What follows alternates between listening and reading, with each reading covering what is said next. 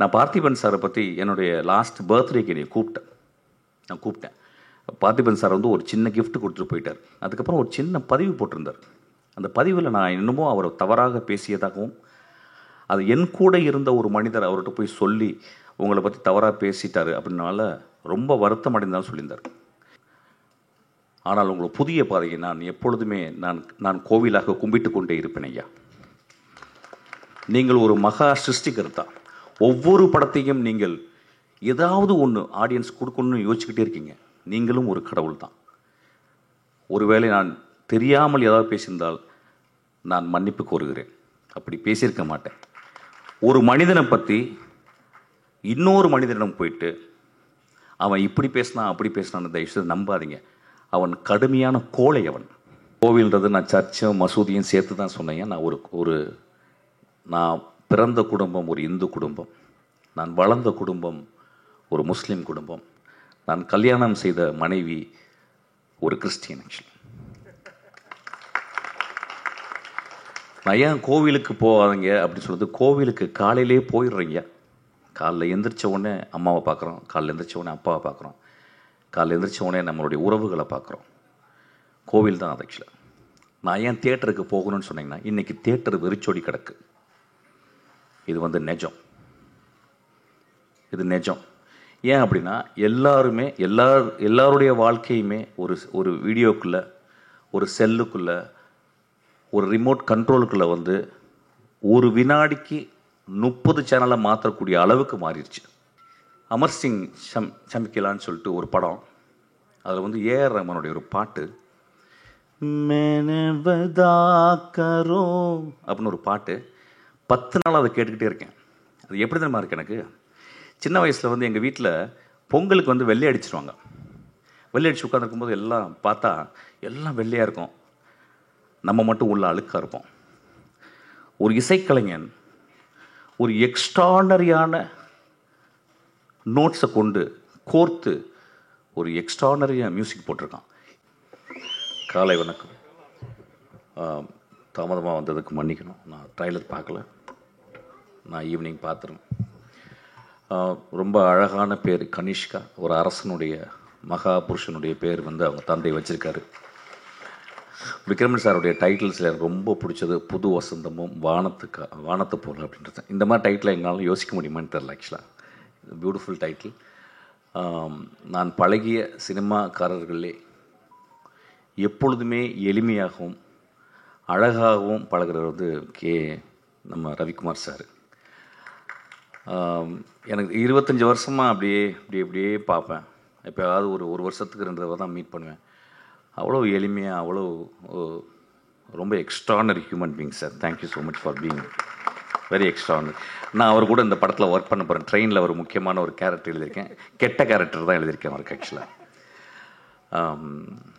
ரொம்ப அழகாக இருக்குது. நிறைய பேர் அப்புறம் தான் எங்கள் குரு கதிர் சாரை பார்த்தேன்.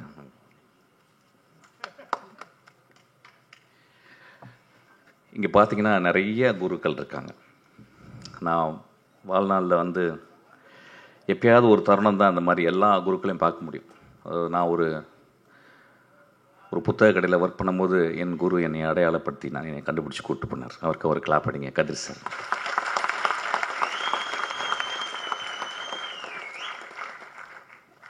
அவர் என்னை கூப்பிட்டு போகலன்னா இன்றைக்கி நான் அந்த மேடையில் இருந்திருக்க மாட்டேன். ஆக்சுவலாக அவர் வந்து அவர் குரு பாக்யராஜை பற்றி எப்பயுமே சொல்லுவார். அவருக்கு ஒரு பெரிய கிளாப் அடிங்க.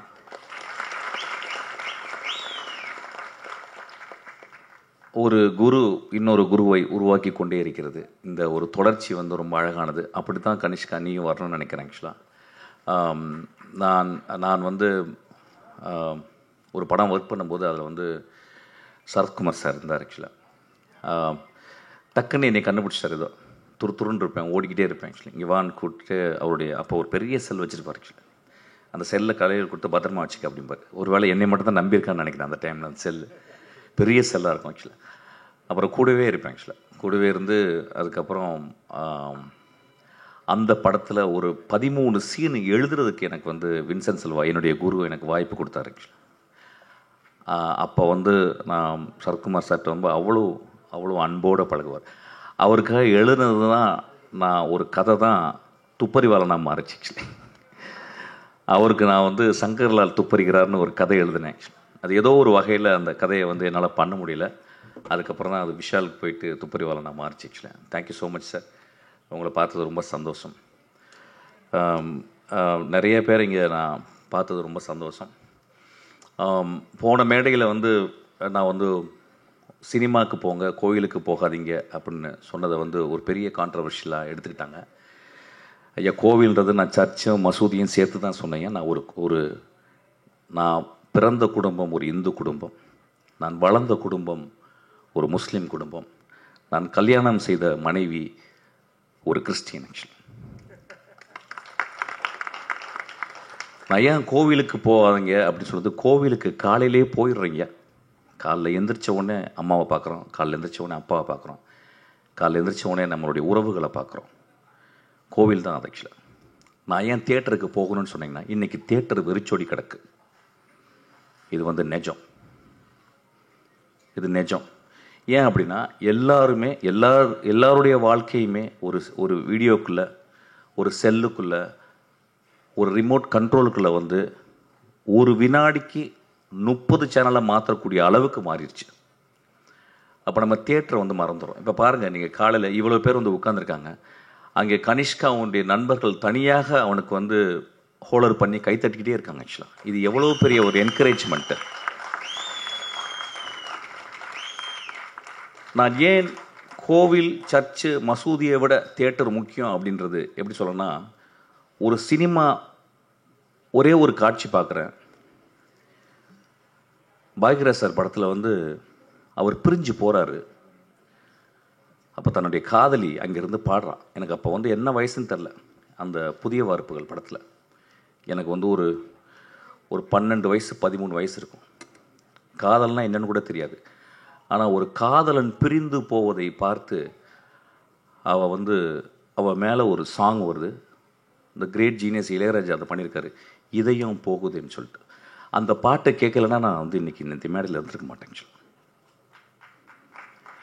கதிர் சார் படத்தில் வந்து ஒரு சீன் வரும். தன் காதலியை எவ்வளோ நேசிக்கிறான்னா சொல்ல முடியாது. காதலை ஒரு பெரிய மனசுக்குள்ளே ஒரு பெரிய இருக்கும். சொன்னால் ஒரு வேளை நிராகரிச்சிருவாளோ அப்படின்னு சொல்லிட்டு அவள் உட்கார்ந்துருந்த அந்த சேரில் போயிட்டு அவள் எந்திரிச்சு போன மாதிரி உட்காருவான். ஆக்சுவலாக காதலை மிக எளிமையாகவும் வலிமையாகவும் அழகாகவும் சொன்னவர் எங்கள் குரு. ஆக்சுவலி நான் ஏன் கோவிலுக்கு போகிறது, சர்ச்சுக்கு போகிறது, மசூதிக்கு போகிறத விட கோவிலுக்கு போகிறது, தியேட்டருக்கு போகணுன்னு சொல்கிறேன்னா, மகேந்திரன் ஒரு படத்தில் எழுதுகிறாரு கடைசி காட்சியில், மோசமான மனிதன் வாழ்நாள் முழுவதும் மோசமாக இருந்து கொண்டே இருக்கிறான். அவன் கடைசி நாள் வந்து அந்த ஊரே அவனை நின்றுக்கிட்டு இருக்கு கொலை செய்யணும்னு. அந்த கொலைகாரன் சொல்கிறான், அந்த மோசமான மனிதன் சொல்கிறான், எனக்கு என் வாழ்க்கையில் எவ்வளவோ தப்பு பண்ணிட்டேன், எவ்வளவோ கஷ்டம் கொடுத்துட்டேன், ஆனால் ரொம்ப கஷ்டப்படுறது இன்றைக்கி ஒட்டுமொத்த ஊருக்காரனையும் நான் கெட்டவனாக மாற்றிட்டேனேன்னு சொல்கிறான்.